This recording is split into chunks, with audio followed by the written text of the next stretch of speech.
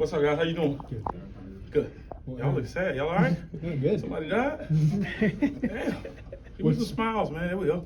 What was the difference between 3 points in the first half and Oh, 6 yeah. points after halftime? Dude, tell me about it. All right, right? That was the question I was kind of trying to mentally prepare myself for. I thought we came out the first half, obviously, did what we were supposed to do. Like I said, points is the most important thing. But, the second half, it kind of went downhill, man. And, I take full ownership in that. I could have put the guys in a much better position to be successful, especially with the way the game was heading. There were some calls that I wish I had back, but that is solely on me as a play caller. There are some things there that I could have did to help our guys tremendously in terms of coverage when they started to air it out a little bit. And so I got to make sure I do a better job at that, and just looking at everything whole par whole. Obviously, I thought we did a really good job in the first half, trying to eliminate some of the explosives, overall. But yeah, that's solely on me, man. I got to be better. I will be better. I thought our guys did come out and fight. They didn't really bat an eye, when things did kind of start to go awry. We had a bunch of young players get in the game, and had a flashback for a second to last year, and it was just so good to see those guys finish. It wasn't what we wanted in the second half. That isn't the standard for Illinois football defense, especially defensively. And I gotta do better at that, and I will. But just know, like, from you guys' standpoint, like, our players, they're pissed defensively, right? Like, they want to have success, they want to do well, and so I just think that I'm happy that we won for sure, but there's no satisfaction in giving up that many points to a defender that you had down. And in that moment, you're supposed to choke those kind of guys out, like literally you're supposed to put them away. Was there anything that surprised you with what they did, and Ryan obviously has a lot of familiarity? Did that help them? Or? No, it wasn't nothing that really surprised me. I kind of felt like, had heard through the grapevine that Ryan may be calling, may not be calling. Obviously, he knows this. He knows us, our personnel. One, he knows our personnel extremely well, and two, he just knows the landscape of how we operate and do things. So it didn't shock me to hear that he was calling it or whatnot, but no, it wasn't nothing surprising, man. It's, again, like, I want to take full ownership, because I don't want to make it okay, that player did that player. I have to put them right. I have to put them based on their skill set in a better position to be successful. There were some calls that we had. Obviously, it was a couple newer calls that we had, and they executed at a really, really high clip, right? That I have to make sure with those new calls that we added. I got to do a better job of just putting them in better positions, right? And maybe I could have got away from some of those calls, those newer calls in the second half. I definitely think that would have helped us. Coach, a little bit different look with the defensive front to start the game. Was that based on the opponent, or is that something you saw during the bye week, self-scouting yourself? Or? It was a combination of two, right? Like, one, we felt like just matchup-wise, with what they were going to try to present in 12. I just wanted to try to put us in an advantageous position to go out there and not give up a long ball or not screw up something in terms of our run integrity. And so, we kind of looked at that grouping all week, and we felt good about the guys that were in there. And so just wanted to change it up a little bit. And we had a couple of, obviously, Sabor was able to get on the field, right, show his length, show his athletic ability, and obviously end up running the ball on that play. But it's just something that's obviously we keep moving forward. You try to self-scout and you try to find groupings that you think can help you, especially with some of the younger players that we have. And you mentioned the newer coverage, as Brett mentioned that on Saturday. What's your balance as a play caller for kind of deciding when to show those, and then I guess what you learn about how to maybe pull back out of those? Well, two parts, right? One, I hate bye weeks, right? Because bye weeks, you try to like reinvent things. You start looking at things that could potentially help you, and they could be of benefit, but like, what are you good at? Like, what have your guys been really, really good at? What has been the premise of this defense, right?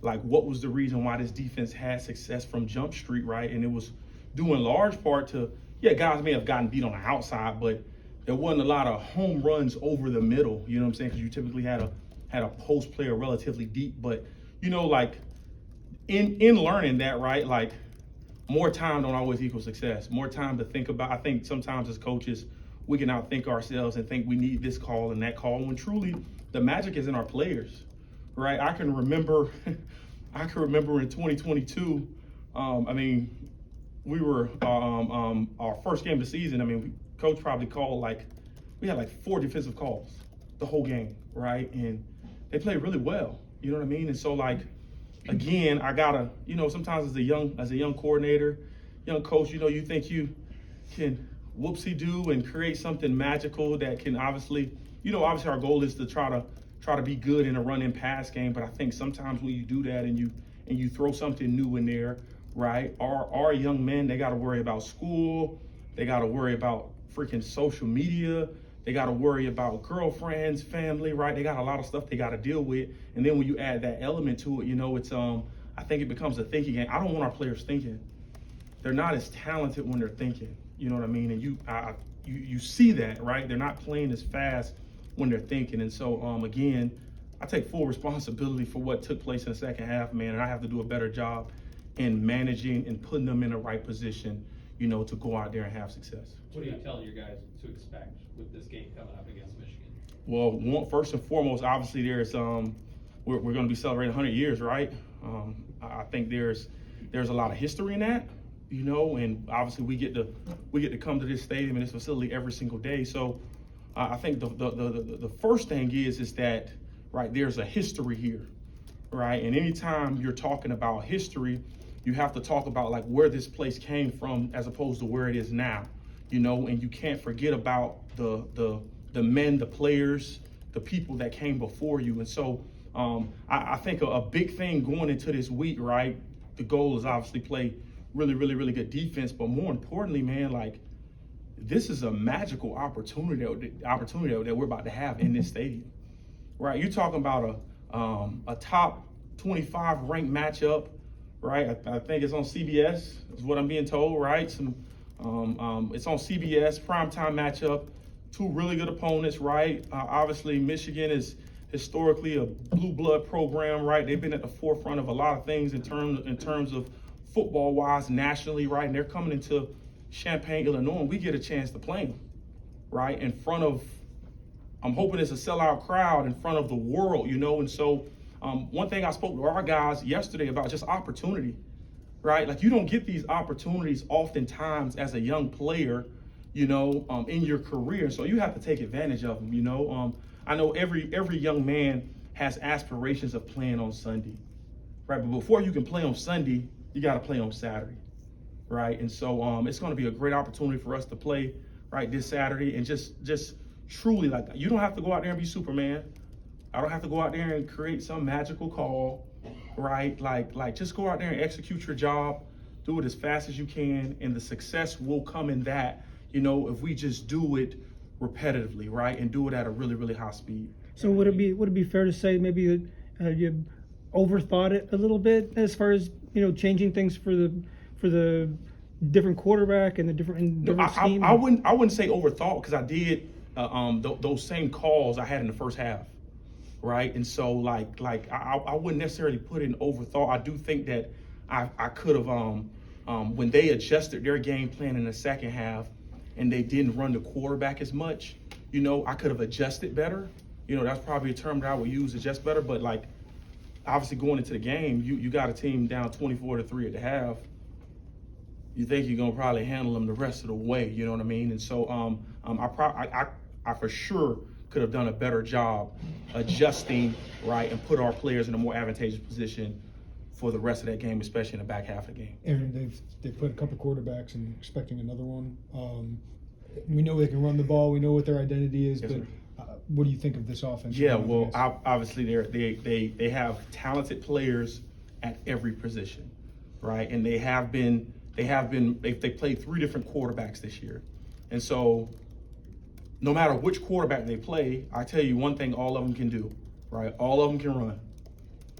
All of them have the ability to throw the ball to a receiver or tight end. And what they do really, really good at is they run the ball at a very, very, very high clip.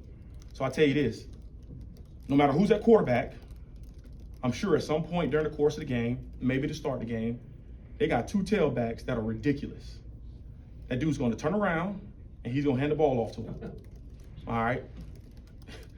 Not to try to be funny, but he's going to hand the ball off to him And the truth of the matter is, it really doesn't matter who's back there handing the ball off to them. They have to be able to manage the offense and make sure, because I'm sure they don't want to turn the ball over. I'm sure that they don't want to obviously make mistakes and fumble the ball in any of that capacity, but they're going to try to control the game. I would like to think in the run game and try to open it up for explosive plays down the field. And so obviously going into a game of this magnitude, right, our goal is to make sure that we contain that and limit that, you know, and try to create as many negative plays, as many takeaways as possible, right? Because I think with a team of this caliber, right, like they have a freaking really good O-line.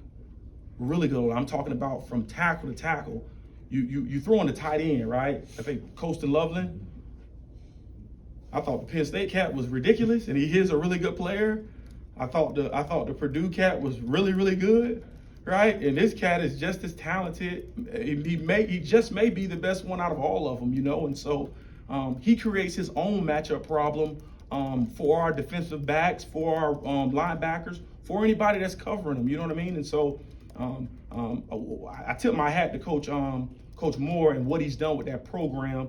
Obviously, he was the co-OC there when we played him a couple of years ago, O-line coach, right? I don't think a lot of things have changed in terms of his mentality and what he wants to try to establish and do, right? Obviously, there's some personnel things that have changed, but right, they're going to come into an environment on the road, and I'm sure that their expectation fully is to go out there and have success. Do you get a We've only sense got that time for one more here. that you and your defense are anxious to get back on the field and get another crack after that Purdue game? You know what's awesome, right? Like obviously, you know, the goal is anytime you play a game or you don't have as much success, or you do have success, the goal is to go into the next game and try to have as much success as possible. I got a question for you. Do you know who the DC was in 2010? 2010 year, Uh-huh. was that the interim coach in 2011? And so Which was? I forget his name. Oh, Vic. Okay, good. Do you know what was their record that year?